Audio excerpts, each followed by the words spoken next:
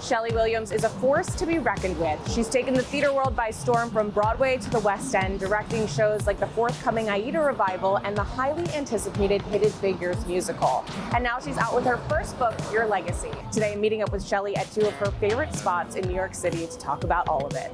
Schele, first of all, thank you so much for taking time out of your busy schedule. I know you just got back from London where you were working on Mandela. We're going to a couple of your favorite spots. First one is right here on 42nd Street. So where are we and why?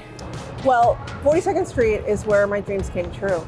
This is the only place I wanted to be when I was in high school and dreaming of Broadway. And when I finally made it here, this was everything. It's a little cold out here. Can we head inside? Absolutely. Okay, let's go. So we're in a room that not a lot of people know about. It's called the Disney Loft. And it is a space where mostly creatives come and work. So this is where we do table reads for shows. This is where you'll work on like new songs. And so it's a real creative hub. And the first time I walked in here, we were doing our reading for Aida.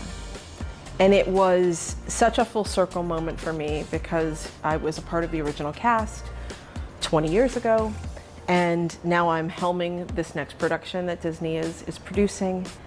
And I walked into this room and I knew that, you know, I have a seat at this table. So you are a part of the original cast in 2000, and now you are the first African-American woman directing a multi-million-dollar musical. What's that feeling like, and what freshness are you bringing to this production? Every time I hear that, I'm still overwhelmed. Congratulations, first of all. Thank you. Thank you.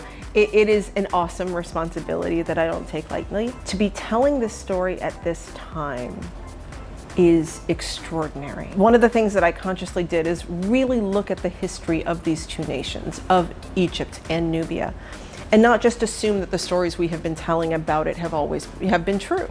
And so what happens if we actually glean on the actual historical facts? So the show is set in the 25th dynasty, and we are telling a story that you know in a new way. I am so excited to see it. I cannot wait.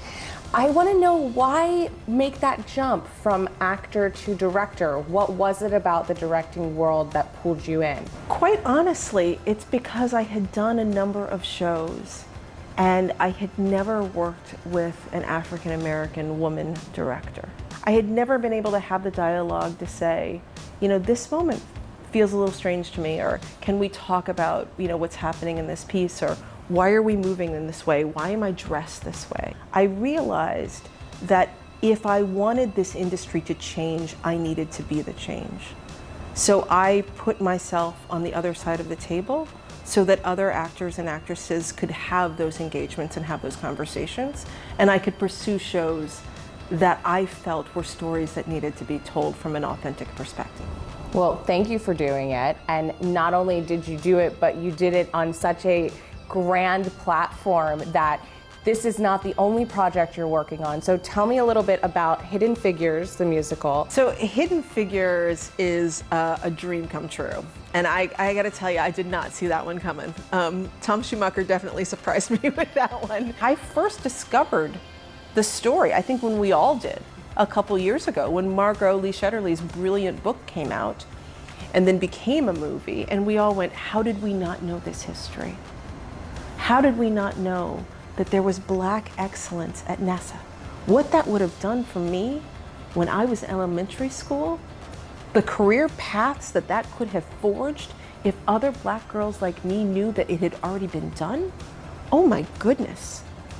And there's nothing that is more musical than math. Well, I love a good bookstore. Tell me why you chose this location. I love this store so much. This is Books of Wonder, and everywhere you look is a magnificent book for your child. And I have come in here so many times to get the perfect book for my kids, the perfect gift. And we are here because we are celebrating your first book. Congratulations. So you're already an accomplished director. What made you want to add author to your resume? I don't know that I was necessarily trying to add author to my resume, but I did want to have a conversation with my children about their enslaved history.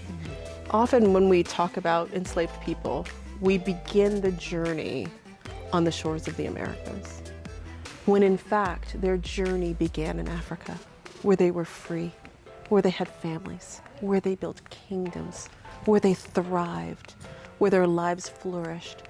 So for me, I wanted to begin the story about the dignity of the people and not about the oppression that was thrust upon them. And what has the reaction been like so far from children and their parents? It has been pretty overwhelming.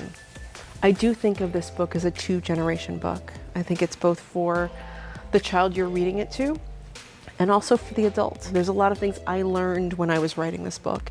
And so that's been the response that I've gotten from a lot of parents and grandparents and caregivers who've read this book with children, is that they needed it too, that it brought them joy, that they never think about our history as African Americans with joy in the way that I worked to make this book a joyful experience. And what does it feel like to see it on the shelves here in one of your favorite shops? It's pretty overwhelming. Oh no, now you're gonna make me cry too. It's something that I never imagined. And I turned 50 last year, and you don't imagine a lot of firsts left.